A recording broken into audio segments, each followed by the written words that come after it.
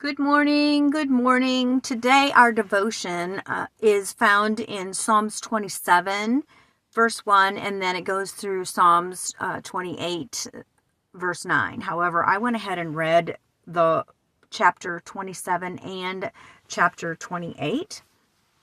It's just easier for me to read the whole chapter. I will tell you that my comments today are only going to be on chapter 27. I struggled this morning because I have some other things that I'm thinking about and researching. And so sometimes when I'm researching one thing, it's hard for me to get into my devotional. And so this morning it was a bit of a struggle. And I just want to encourage you that there will be days, even when you love the Lord and you love His Word, that it's a bit of a struggle.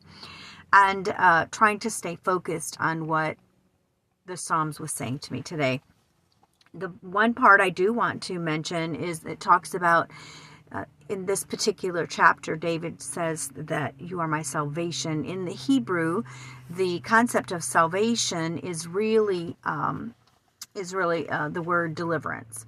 And so he's talking about God being his deliverance. He saves, yeah, that's part of deliverance, but deliverance also includes the concept of being set free.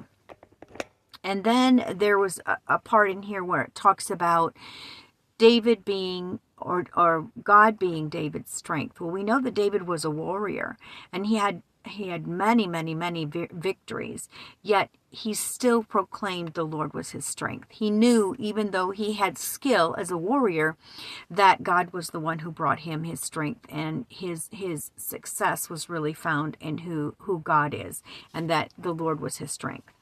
And then there's a portion that talks about those that come against him. It talks a bit about his enemies, and it talks about when his enemies came against him, they fell.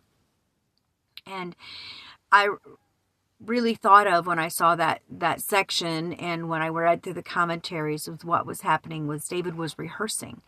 You know, there are times that we need to rehearse what God has done in our lives, and it builds our faith, and it helps us when we're in the midst of enemies coming against us, and we're facing maybe new territory, or we're facing things that we don't know what to do.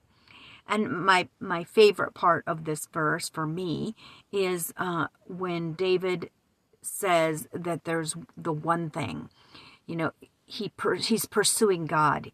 He wants to seek his face. He wants to be in his courts. He wants to be before him. And I love that David's one thing is to behold God, to be with him.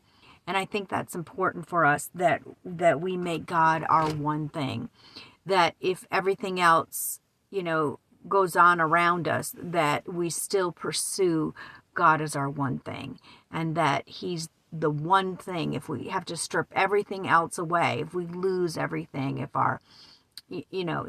everything of who we are is stripped away, the one thing that we must hold dear to, or the one thing the last thing that we would ever, it's in our DNA, the last thing that we would ever give up is God. So that was what I saw today. I'd love to hear your comments on Psalms 27. I did read 28, but I'd love to hear